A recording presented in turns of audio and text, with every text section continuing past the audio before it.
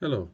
So now we're going to put our product and quotient, or multiply and divide of complex numbers in polar form into practice, now that we know what the relationship ought to be. So I have Z1 is 2 cos 21 plus I sine 21, and Z2 is cos 39 plus I sine 39. Now let's have a look at our second complex number here. This is not in the form that I would immediately expect. I'm missing the modulus. So why am I missing the modulus? Well, because usually if something is 1, we don't bother writing it in.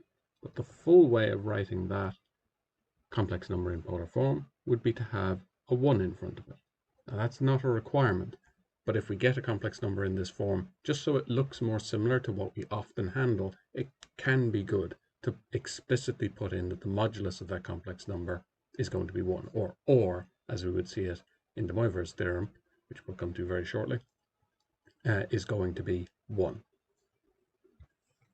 So again, if we see a complex number in polar form with no obvious moduli, it's because, as so often happens, we don't bother writing in 1, so its modulus is 1. Now, we know the moduli, we know the angles, and we're asked to write the product of these two complex numbers in rectangular form. Now, rectangular form is the a plus bi. We start at the origin, we go across by the real, and up or down by the imaginary part. So that's our rectangular form. So let's put our method into practice. We know that if we multiply our complex numbers, we're going to multiply the moduli and add the arguments. So I'm going to write that in Z1 by Z2 would be equal to R1 times R2 on cos of theta 1 plus theta 2 plus I sine theta 1 plus theta 2. Sorry.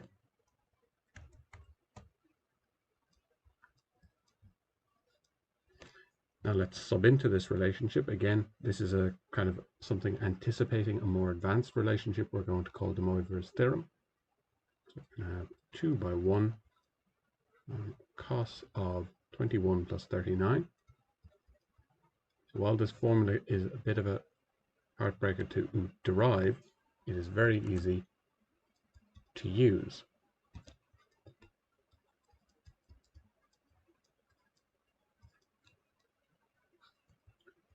So I end up with 2 on cos of 21 plus 39 is 60. So I sine 60. Now, because there's no pi's going on in here, it's fairly safe for me to assume that these are in degrees. In the exam, they will probably tell you explicitly, but even if they don't, you can tell often by context. If you're dealing with numbers involving pi, you're definitely dealing with radians unless they explicitly tell you otherwise. And if you particularly end up with larger numbers, you're almost certainly dealing with degrees. Now, I know what cos of 60 is, or I can put it in my calculator. And I'm going to get that it's a half.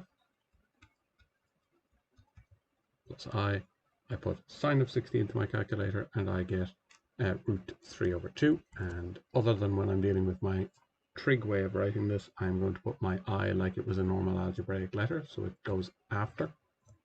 It's just that we don't like to put i's after our sines or cosines or tans, because it could get confusing as to whether it was inside a bracket or not. So by convention, we write all of our multiplied stuff in front of our trig functions, as we have for a while. So multiply that in like a normal bracket, and we end up with 1 plus root 3i. Now, it's important to take a moment and look at what that actually means. So we've talked before about what it means when we get the product or the quotient of our complex numbers. We know that we're dealing with it being stretched or squeezed towards the, towards the origin. So its modulus can get stretched out if we multiply complex numbers together. And we also get a rotation. So we know complex numbers are important to rotation, and we're really going to hone in on that very soon. So we have this combination of the number is going to get stretched or squished.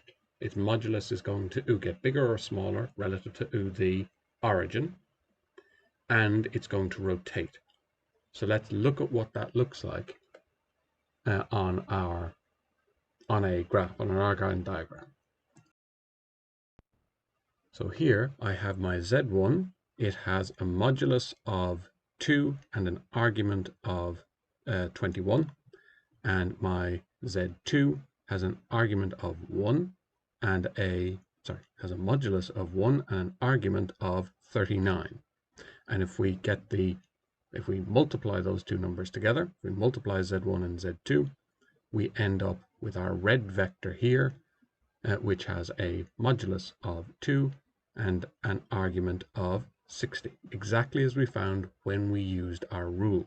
Now, we're not required to know how to do this vector multiplication in graphical form. We're only required to understand it in terms of its algebra, but to be able to link back in that we're still talking, even though we're in polar form now, we're still talking about getting the number stretched out away from the origin, and we're also getting this rotation. So we have this angle of rotation plus this angle of rotation adds up to our red line's angle of rotation. So we're getting this combination of the number being stretched or squished out away from the origin, so its modulus getting bigger or smaller, and we're also getting this rotation from multiplying our complex numbers, and a similar thing is true for division. So it's important to have this anchor in our minds as to what visually is happening as we're doing these questions.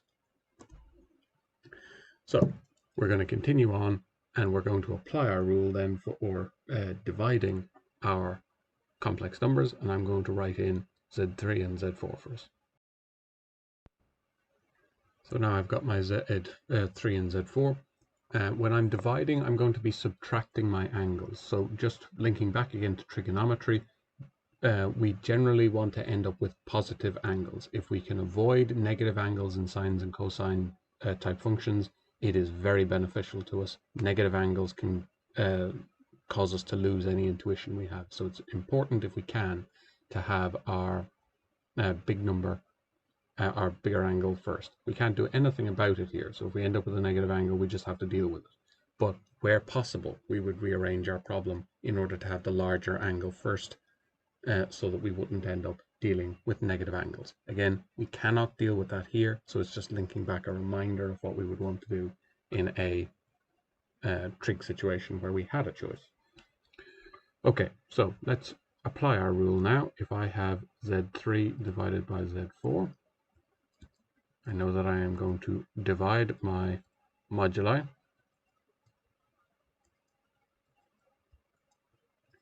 by cos of theta 1 minus theta 2. This is what I was referring to in terms of subtracting our angles.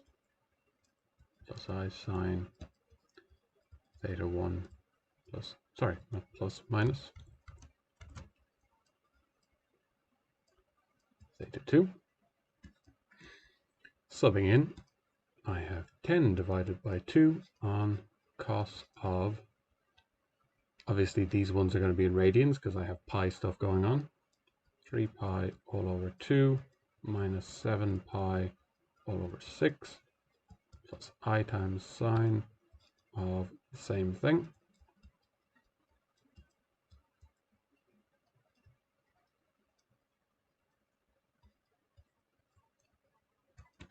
You end up with 5 on cos of, when you work out this fraction, you will end up with pi all over 3. So you'll multiply above and below by 3 here, so that you have the same denominator. And then you can subtract them and divide out your common factor of 2. but we know how to add and subtract fractions, so I think we're okay there. Then we can put this into our calculators, making sure that this time we are working in radian mode. And we end up with 5 on a half plus root 3 over 2, again, by coincidence. And again, our I is written after our normal numbers, but it would be written in front of our signs, our trig function. So we end up with 5 over 2 plus 5 root 3 over 2. And you can see here that did not particularly nicely simplify down, and that's fine. That doesn't indicate we did anything wrong. Sometimes it's going to work out nicely like this, and sometimes it isn't, and that's okay. Now, final piece here, anticipating where this is going to go. Well, if I know that multiplying two different complex numbers together results in me being able to use this rule, there's nothing that says that I couldn't just square a complex number and use the same rule, because z3 squared would just be z3 multiplied by z3. So let's do that. Z3 is my number here. Squared would just be equal to z3 multiplied by z3.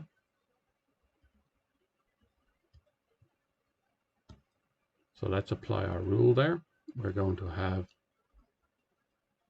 so same rule as we have here. So 10 by 10 on cos of 3 pi all over 2 plus 3 pi all over 2. I'll write this out for you. When I do that, I'm going to write it out in a way that anticipates where we're going with this. So this is not necessarily the way that you would have to write this.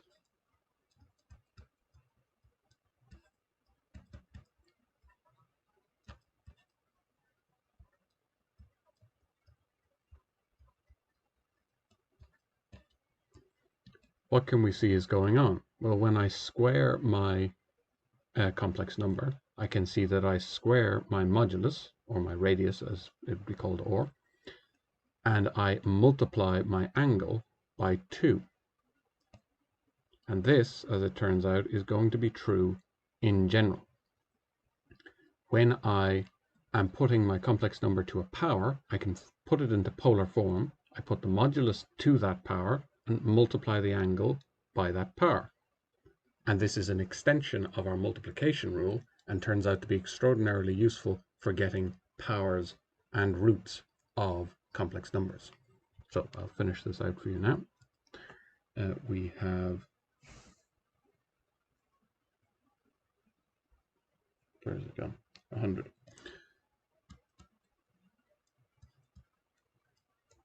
Cos of 2 by 3 pi all over 2 is just going to be 3 pi plus I sine of 3 pi. Now, you can put this in the calculator, but this is a good opportunity whenever we get something like this to try and picture what's going on. 2 pi radians would be a complete rotation, and I know that pi radians is half a rotation, effectively 180 degrees. So if I picture my unit circle, where have I come round to?